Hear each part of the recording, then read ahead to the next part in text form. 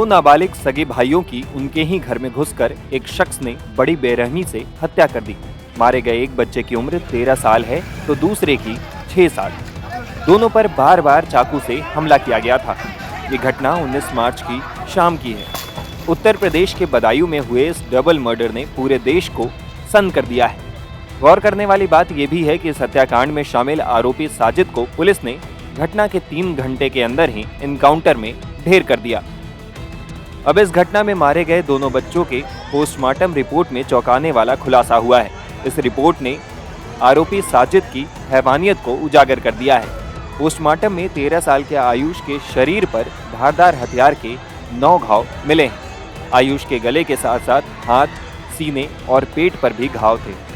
वहीं 6 साल के आहान के शरीर पर 14 घाव मिले हैं। बदायूं के एसएसपी आलोक प्रियदर्शी ने इस पोस्टमार्टम रिपोर्ट के बारे में डिटेल में जानकारी दी है। जो पोस्टमार्टम रिपोर्ट हम लोग को प्राप्त हुई है उसमें दोनों बच्चों को इंसाइज्ड वुंड्स आए हैं। जो बड़ा बच्चा है 13 साल का आयुष, उसके ऊपर 14 चोटें हैं। गर्दन, शोल्डर और चेस्ट और हाथों में उसके चोटें हैं, ऑल इंसाइज्ड वुंड्स। छोटे बेटे के 2 चोटें हैं, वो गर्दन और चेहरे पे चोटें हैं। सर, इसके अलावा और कहीं पे बॉडी पे निशान कुछ मिले हैं या मारने के कुछ इस तरीके से? नहीं, इसके अलावा बॉडी पे कहीं और निशान नहीं मिले हैं। और कॉज ऑफ डेथ दोनों का anti shock and haemorrhage because of anti mortem injuries ये निकल के आया है। सर, किस तरह का वेपन का इस्तेमाल हुआ, क्योंकि अभी हथियार बरामद नहीं हुआ है, तो क्या तेज चाकू से वार किया गया, पिस्तौल से किया गया, किसी चॉपर का इस्तेमाल किया गया? हथियार क्या मिला है सर?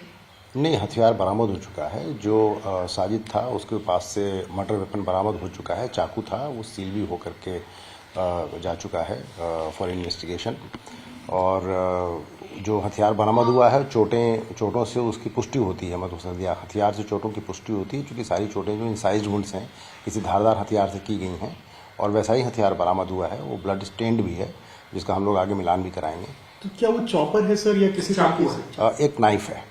सर, एक और सवाल इसमें, ये घरेलू चाकू था या लगता है कि कहीं से खरीदा गया उस तरह? अब देखिए, ये तो कहना मुश्किल है। इस तरह के चाकू हर जगह पाए जाते हैं, बाजार में भी मिलते हैं, घर में भी मिलते हैं, तो इस पे तो इन्वेस्टिगेशन का पार्ट है। सर, अभी जावेद का कुछ पता लगा, कुछ इन्वेस्टिगेशन क्या है? और उसके बारे में हमारी टीमें निकली हुई हैं, जैसा मैंने आपको बताया, और उसको जल्दी जल्दी गिरफ्तार करने का प्रयास किया। कितनी टीमें से लगाई हैं जावेद के प्रति? हम लोगों ने उसके लिए 5 टीमें लगाई हैं, इंक्लूडिंग द एसओजी टीम, और बाकी जो संबंधित थानों की फोर्स है जहाँ उसकी रिश्तेदारियाँ हैं, सब जगह की टीम लगी। बता दें कि बुधवार को पोस्टमार्टम के बाद दोनों बच्चों का अंतिम संस्कार कर दिया गया है। वह एनकाउंटर के बाद आरोपी साजिद का भी पोस्टमार्टम हुआ, जिसमें उसके शरीर में 3 गोलियां लगे होने की बात सामने आई। इनमें से 2 गोली छाती पर और 1 गोली पेट में लगी है। सखानों में उसे सुपुर्दे खाक कर दिया गया है। बता दें कि बदायूं के सिविल लाइंस थाना इलाके में मंगलवार की देर शाम साजिद नाम का शख्स अपनी दुकान के सामने वाले विनोद सिंह के घर गया था। साजिद ने विनोद की पत्नी संगीता से 5,000 रुपए मांगे। विनोद ने बताया कि संगीता पैसे देने को राजी थी। इसी दौरान साजिद ने कहा कि उसकी तबीयत कुछ ठीक नहीं लग रही है और वो छत पर चला गया।